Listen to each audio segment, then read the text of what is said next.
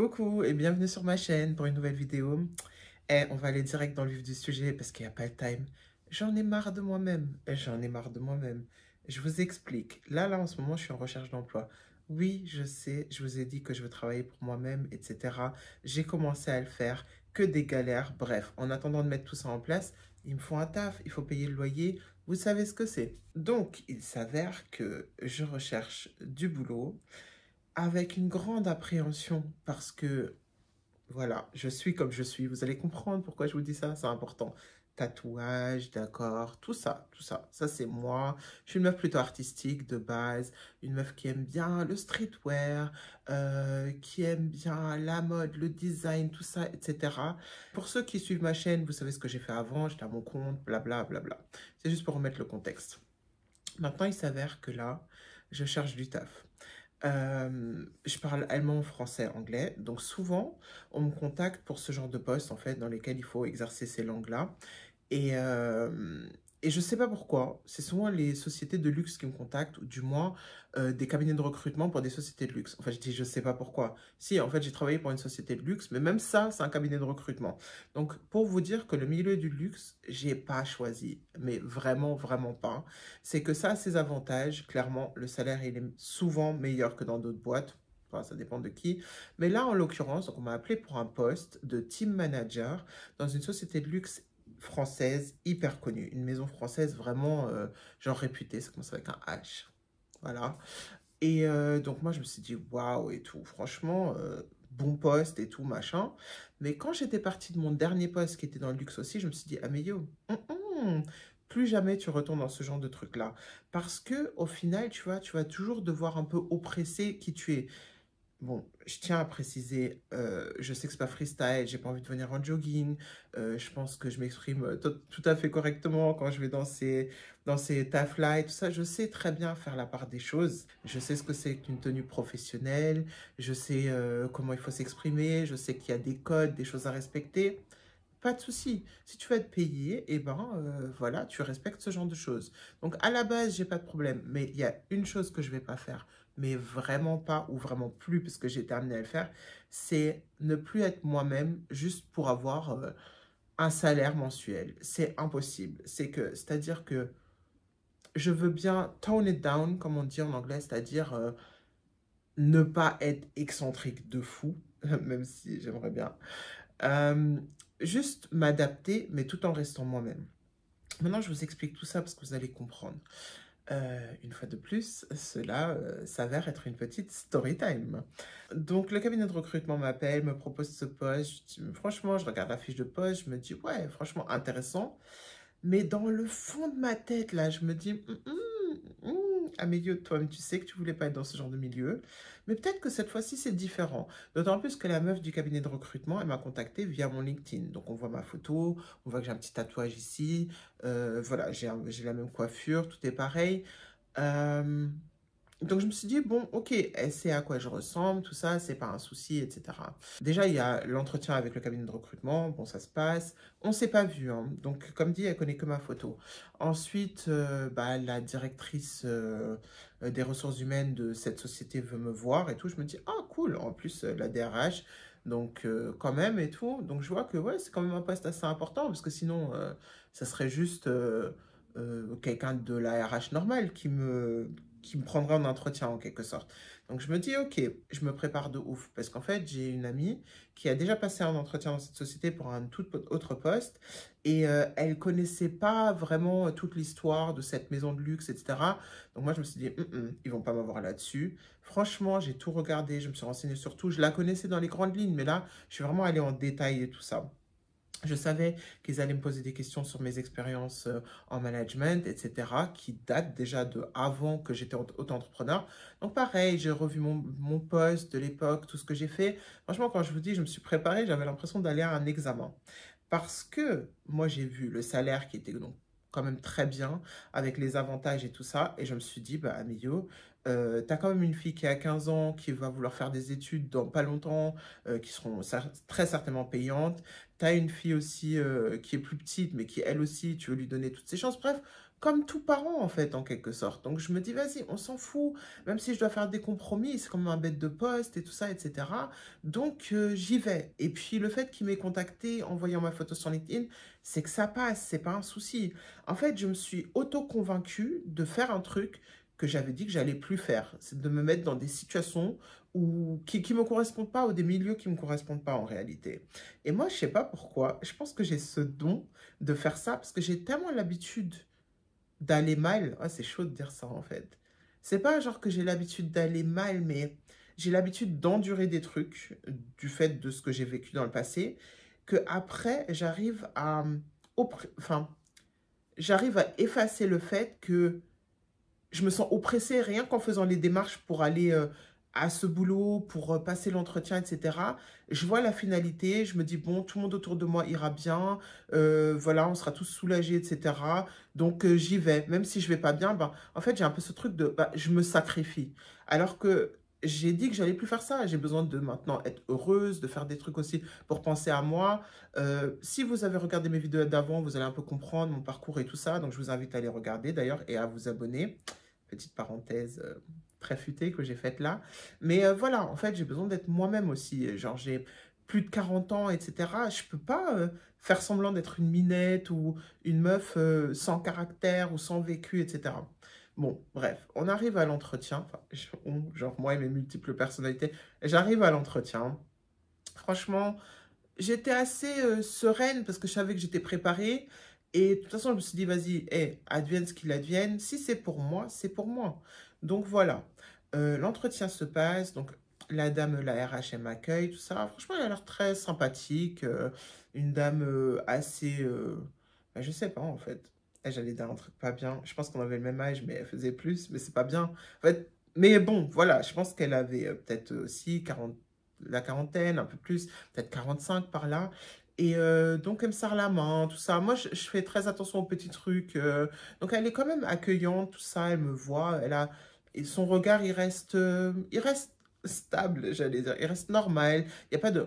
Ah, ok, je m'attendais pas à ça. Parce que j'ai déjà vécu ces trucs-là, en fait. Je vous parle comme si j'étais une extraterrestre, hein. Moi, je le ressens pas comme ça, mais c'est par rapport à la réaction des gens, en fait, que je vous dis ça. Donc, on monte, je vois les bureaux, tout ça. Ça va, c'est simple hein, par rapport au genre de société que c'est. Je m'attendais même à un truc plus... truc encore, bon, ça c'est un petit détail, on s'en fiche, mais voilà.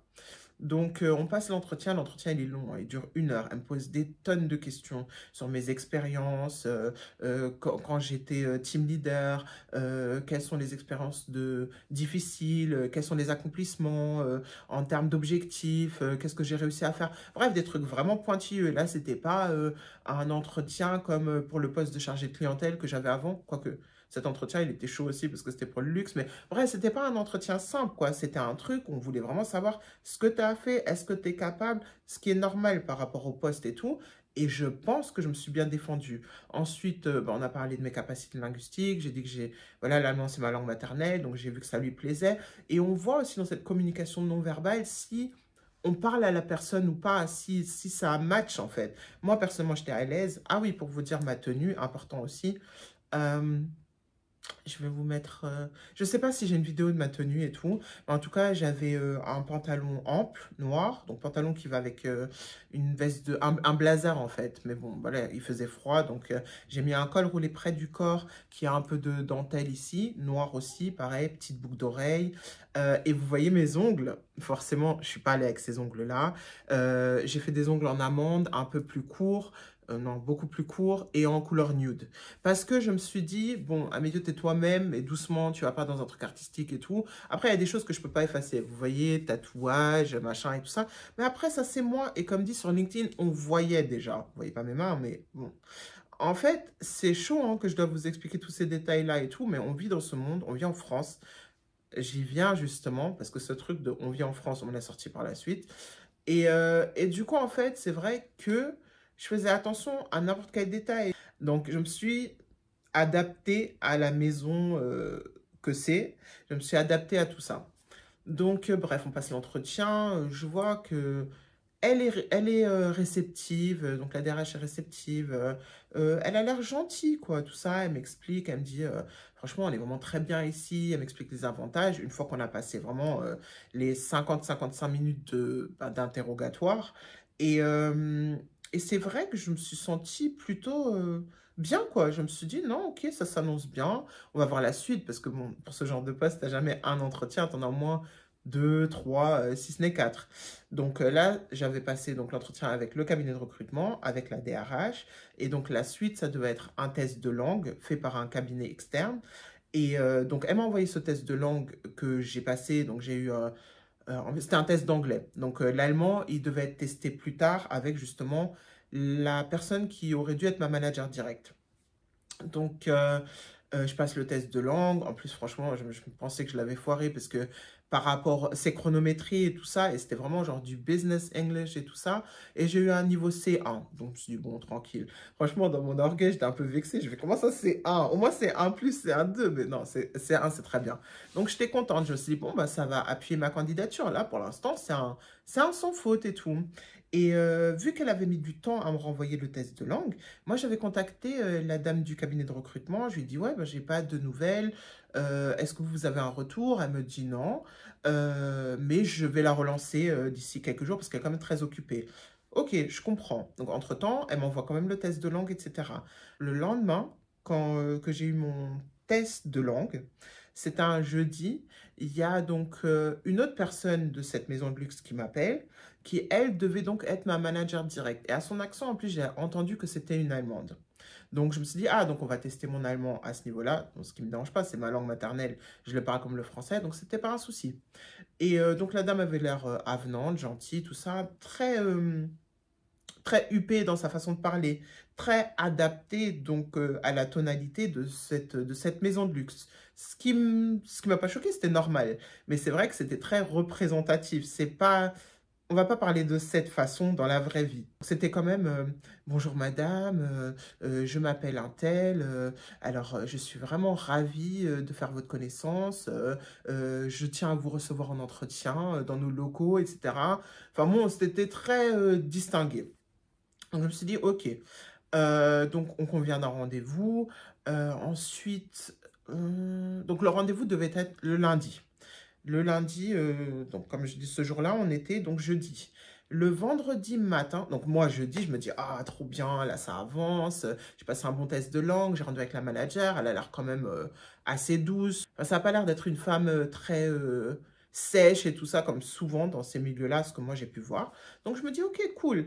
Et du coup, j'avais quand même cette petite pensée dans ma tête, ouais mais les horaires c'est une dinguerie. Il y avait donc deux rotations. Une fois, c'était de 10 h jusqu'à 19 h 30 ou enfin un truc comme ça. Après, avec des réunions par la suite de management et tout. Et l'autre rotation était plus tôt. À savoir que moi, j'ai quand même une petite d'un an et demi et que mon homme, il travaille aussi, donc sur Paris. Donc, il y a un trajet. Donc, lui aussi, il rentre pas tôt. Et, euh, et donc, je me suis dit, ah, ça va être une dinguerie. Ma fille aînée, elle est au lycée, elle a des stages, etc. Donc, en gros, on aurait dû payer une babysitter pour chercher notre petite chez notre nounou. Notre nounou qui voulait pas modifier ses horaires, donc elle la garde que jusqu'à 18 h. Donc, en fait, pendant tout ce temps-là, mentalement, je gérais aussi cette histoire de comment je vais faire par rapport à la petite, comment on va faire. En plus, là, on va être tous les deux dans un taf sans télétravail, sans rien du tout, avec des responsabilités de management tous les deux et tout. Donc oui, en termes de finances, c'est très très bien, mais l'organisation de la vie, franchement, ça aurait été grave compliqué. Mais moi, j'avais tellement mes yeux, j'ai dit, non, je veux ce poste. En plus, dans mon dernier poste, en fait, je sais pas comment vous expliquer, mais j'ai tellement ressenti le manque de respect et l'infantilisation que je me suis dit, non, cette fois-ci, moi, j'ai envie de me retrouver de l'autre côté afin qu'on puisse pas me traiter comme ça. Et j'ai pas vraiment pris en compte, enfin j'ai pris en compte, mais j'ai mis ça dans l'arrière de ma tête que ça allait être un peu compliqué en termes de time management, en termes de management tout court, quoi, de ma vie personnelle et que j'allais peut-être pas avoir un équilibre correct là-dedans. Et donc en fait, j'étais contente que le processus avance, mais j'étais grave stressée intérieurement parce que je me disais comment on va faire, comment on va faire. Donc j'arrivais même pas à me réjouir des étapes. Et donc là arrive le moment fatidique, entre guillemets. Et je vous dis pourquoi c'est le moment fatidique, parce que peut-être que certains qui vont regarder ne vont pas comprendre tout de suite. Donc en fait, le moment fatidique arrive, c'est le moment où on est donc vendredi matin. Le lundi d'après, je suis censée avoir donc mon entretien avec ma future manager éventuelle. Il y a la dame du cabinet de recrutement qui m'appelle, qui dit: «Ah ben bonjour madame, j'ai eu un retour.» Moi je me dis: «Ok, cool. Oui, alors, bon, elle trouve quand même que vous n'êtes pas allé assez en profondeur au niveau de vos questions.»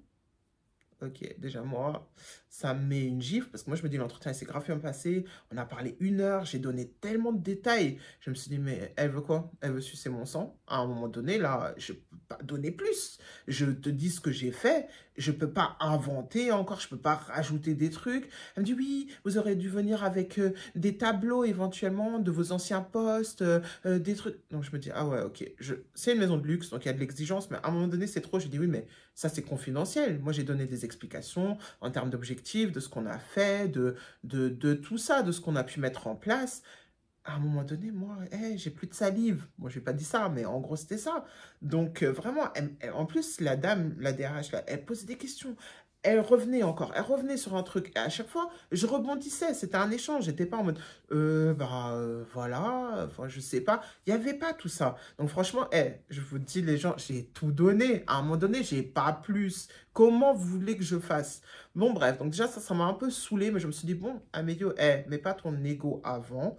Écoute le truc, c'est pas grave. Peut-être qu'elle a certaines exigences, peut-être tu peux apprendre quelque chose là-dedans. Donc, je lui dis, oui, mais c'est confidentiel, les tableaux. Moi, je lui ai dit ça. Bref, on échange. Elle me dit, oui, mais un peu plus, il faudrait un peu plus. Ouais, vas-y, toujours plus. Donc, déjà là, ça commence à me saouler. Mais je me suis dit, Amélie, c'est un bon poste, la thune. Arrête.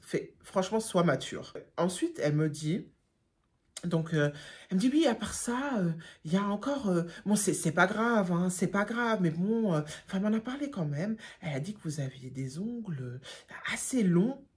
Moi, dans ma tête, j'ai fait, mes frères, ça, c'est des ongles assez longs. Ça, c'est des ongles longs. Ça, c'est des griffes, je comprends. Mais là, mes ongles, ils étaient comme ça. Ils étaient comme ça. Et en amande et couleur nude. Donc, et déjà, avant qu'elle dise oui, elle m'a quand même fait une petite remarque. J'ai dit, ah, les tatouages. Parce que clairement, oui, ça, je peux l'entendre. Pas tout le monde a des tatouages comme ça. Je comprends. Mais bon, en même temps, ça fait pas mes compétences, mes capacités et tout ça. Et en plus, c'est un poste où je suis pas en relation physique avec la clientèle. Donc, moi, je me suis dit, bon, ok. Donc, elle me dit, ah non, non, elle m'a pas parlé de ça. Hein. Bon, ça, c'est personnel. Mais elle a parlé de vos ongles. Je me dis, mais c'est une blague. Moi qui ai déjà vraiment, vraiment diminué le truc, en pensant à ça, justement, je me suis dit, mais ok, c'est jamais assez bien. Donc, je lui dis, oui, mais elle vous a dit quoi concrètement? Bah, vous savez, la maison, c'est quand même une maison, une ancienne maison française. Ils sont très vieille France. C'est quand même toute une famille là derrière. Alors, bon, c'est vrai que ça passe peut-être pas trop. Si vous pouviez faire un effort, je dis un effort, c'est-à-dire, bah, vous savez, hein, c'est les ongles courts, rouges, avec la petite bague dorée. Ah, moi, j'adore, hein, j'adore. Donc, en fait, j'ai senti que même la recruteuse, elle était grave fan ou qu'elle kiffait vraiment cette maison de luxe et que elle, c'est son style. Mais moi, je ne suis pas un de vos clones. Déjà, j'ai les mains épaisses, la boudinée, des ongles courts, rouges. On va où là? Ça va changer quoi à mon style, à mes tatouages en fait? Et là, elle me sort un truc, elle me dit, oui, vous savez, enfin, ils sont pas à l'américaine. Donc moi, je me dis, ok, la nana du cabinet de recrutement, elle m'a jamais vue. Elle m'a jamais vue en personne. Elle a juste vu ma photo LinkedIn, que je vais vous mettre là, en fait. Et du coup, comment elle sait à l'américaine, ça veut dire quoi? Enfin bon, bref. Donc, et dites-vous que là, ouais, je vais aller sur ce terrain, mais les ongles que j'avais, si j'avais pas été une meuf Renoir, Tismé, franchement, sur une nana européenne, etc., le truc, il serait passé crème, je vais pas vous mentir, parce que c'est des ongles qu'on voit sur des nanas de bureau en temps normal, que je voyais dans mon ancienne maison de luxe, c'était vraiment rien de particulier. Quand je vous dis, il y avait peut-être ça en amande et 3 millimètres. Enfin bon, vous allez vous dire, ouais, pourquoi les ongles, c'est tellement important et tout ça? Non, c'est pas les ongles, c'est le fait de passer par ça pour me dire qu'en fait, mon style, il correspond pas parce que c'est une vieille maison et que c'est important et que c'est très vieille France et qu'ils sont pas à l'américaine. Donc en fait, dans tout ça, il y a déjà des messages qui vont pas parce que moi, en fait, ça montre que Amélie, peu importe ce que tu fais, comment tu t'habilles, parce que là, tu étais habillée vraiment de manière très classique et très professionnel, ça n'ira jamais. Et donc, tu seras scruté une fois que tu seras là-bas, même dans ton poste, dans tout ça, parce que en vrai, c'est pas quelqu'un comme toi qu'ils veulent. Ils veulent quelqu'un qui a tes compétences. Et pour l'instant, ils ont trouvé personne qui a ces compétences-là, parce que c'est assez compliqué d'avoir cette expérience-là et d'avoir aussi les connaissances linguistiques à ce niveau qu'eux, ils voulaient, parce qu'ils voulaient vraiment quelqu'un de bilingue en allemand, quelqu'un de vraiment courant en anglais, français, bon, normal, on n'en parle pas, plus une expérience dans la relation client, dans le team management. Bref, il y avait beaucoup de prérequis, en fait, pour avoir ce poste. Et donc, en fait, je lui ai dit, écoutez, moi, il n'y a pas de problème pour m'adapter. Je suis venue habillée de telle et telle manière, comme je vous l'ai décrit là avant et tout ça, je lui ai dit ça. Donc, je comprends qu'il y a des exigences, mais je pense qu'à un moment donné, je ne peux pas être quelqu'un d'autre. Je ne suis pas une petite nana avec une coupe carrée, brune ou blonde, etc. Et des ongles rouges, hyper vieille France, en fait. Je ne suis pas comme ça et je ne le serai jamais. Donc, à partir du moment où moi, mes compétences, elles correspondent, bah, moi, je ne peux pas faire des courbettes. Donc, j'essaie de lui faire comprendre ça. Et là, elle me dit, en fait, c'est ça qui m'a rebuté. Elle me dit, bon, ça ne va pas vous pénaliser, mais bon, en fait, elle pense que c'est un problème face à la direction. Parce que je lui ai dit, je ne serai pas face à des clients. Donc, en fait, ça veut dire que là, je suis dans un de leurs locaux et la direction qui va passer une fois tous les 6 mois et encore va avoir un problème avec mes ongles. Bizarre. Avec mon look tout court, avec moi tout court en fait, ça correspond pas. Faut le dire. Enfin bon, en même temps, je sais que ils peuvent pas tout dire par rapport à des raisons légales, etc.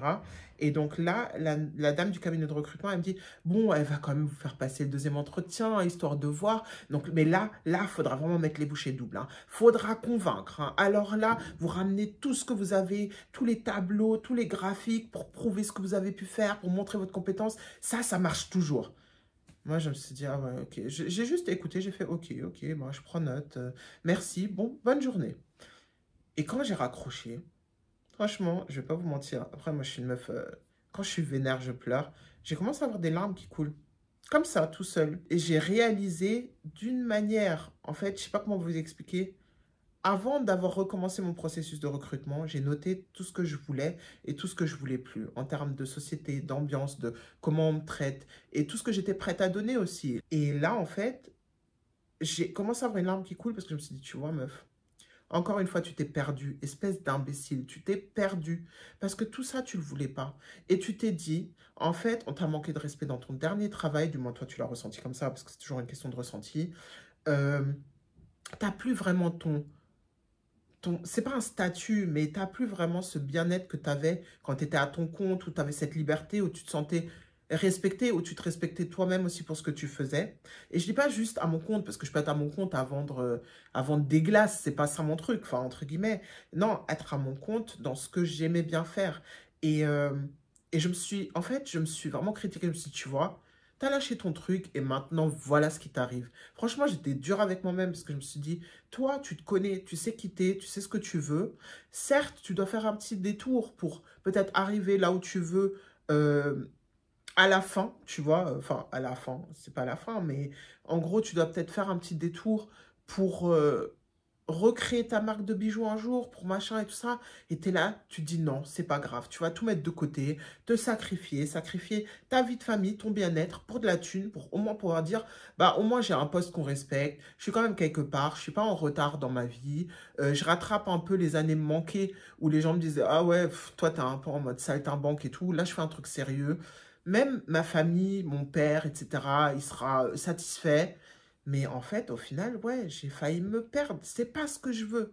C'est pas ce que je veux.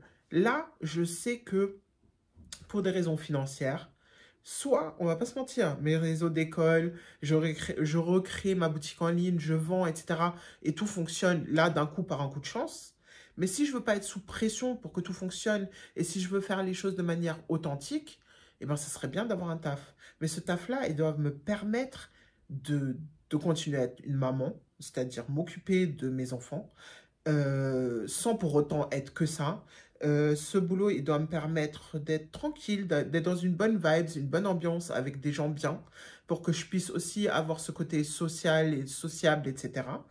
Et en même temps, bah, ce travail, il doit payer correctement pour que je puisse aussi euh, bah, investir un minimum d'argent pour déléguer les choses, par exemple faire des photos, éditer des photos, faire des trucs pour mon site que je ne pourrais pas faire parce que mon temps, il sera alloué à ce travail. Donc en fait, au fond de moi, j'ai un plan dans ma tête de comment les choses doivent se dérouler et je suis là, je vais aller m'éparpiller dans des trucs, dans des maisons de luxe où on ne veut même pas de moi.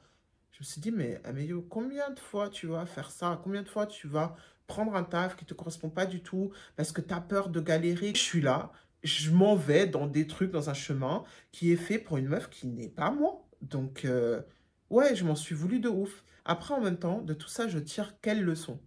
C'est qu'en réalité, ce qui est pour toi est pour toi. Ça, je le savais déjà. Mais là, en fait, l'univers me le rend encore plus, me le montre encore plus. Parce que c'est, hé meuf, tu veux t'éparpiller? Ok, on va te donner un avant-goût. Et après, au final, on va te montrer pourquoi c'est pas pour toi. Et ça peut être une petite réflexion d'une recruteuse, ça peut être un ressenti interne de se sentir oppressé tout en avançant, ça peut être tout ça. Mais en réalité, c'est pas comme ça qu'on est censé se sentir dans son quotidien et dans sa vie. Et avant de créer cette chaîne YouTube et tout, je me suis dit, mais de quoi je vais parler? Parce que je voulais pas trop me livrer. Parce que je me suis dit, quand tu te livres, après les gens, ils te jugent. Mais en vrai, je m'en tape. Parce que chacun a son parcours. Et ça, c'est le mien. Il est peut-être un peu atypique. Parce que c'est vrai que la plupart des gens, ils restent dans un taf longtemps. Ou ils se décident pour un truc et ils restent là-dedans, etc. Et ça leur convient très bien. Et tant mieux pour eux. Mais moi, je vous avoue, passer la quarantaine ou pas, je suis toujours à la recherche de cet état de bonheur et de cet épanouissement. Et je sais que je vais y arriver, je vais trouver parce que j'apprends beaucoup de choses sur moi-même. Mais le truc le plus dur, c'est la patience et de ne pas s'éparpiller comme là, ce qui vient de se passer. J'ai d'autres entretiens, on va voir ce qui se passe. Je vois que c'est très fastidieux parce qu'avant, je trouvais un taf en 24 heures, 48 heures. Pourquoi? Parce que je ne connaissais pas ma valeur.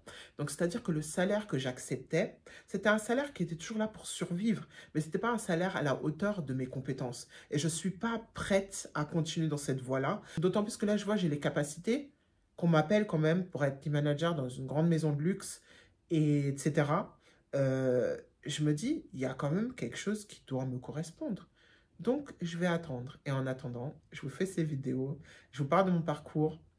C'est un peu mon diary, mon journal intime, entre guillemets, sur YouTube. Ah, donc du coup, oui, la finalité de tout ça, j'ai appelé, non, j'ai envoyé un message à la manager, j'ai décliné l'entretien, j'ai dit que Enfin, en fait, j'étais très brève, j'ai juste dit, je suis désolée, je ne vais pas pouvoir honorer notre entretien, cordialement, voilà. Et j'ai contacté la dame du cabinet de recrutement en lui donnant mes vraies raisons. Je lui ai dit, moi, si vous avez un poste dans une société plus moderne, je suis preneuse, je suis motivée, je suis vraiment prête à donner le meilleur de moi-même, mais il faut que ça me corresponde. Si c'est trop vieille France, trop fermé en termes de tenue physique, de tout ça, etc., ça ne va pas me correspondre. Elle m'a dit, oui, je comprends. Donc, elle n'a même pas insisté ou quoi que ce soit. Donc, elle-même, je pense qu'elle savait que c'était gâté. Le fait de me dire, elle vous fait quand même passer en entretien. Je lui ai dit ça. Je lui ai dit, moi, je veux faire perdre de temps à personne et je ne veux pas perdre de temps. Donc, ça ne sert à rien de quand même me faire passer en entretien si vous savez que mon style ne correspond pas à tout ça. Voilà, donc là, j'ai vu sur LinkedIn, ils cherchent toujours, etc. Bon, je leur souhaite de trouver quelqu'un qui est suffisamment vieille France et suffisamment compétent. Voilà, chacun son chemin, ça me regarde plus. J'espère que vous avez aimé ma petite story time et aussi la petite leçon derrière qu'il faut toujours rester fidèle à soi-même. Franchement, c'est la base. J'essaye de poster les jeudis ou les vendredis maintenant. Je vous invite à vous abonner, à partager cette vidéo avec quelqu'un que ça pourrait intéresser. Et je vous dis à très bientôt. Ciao, ciao.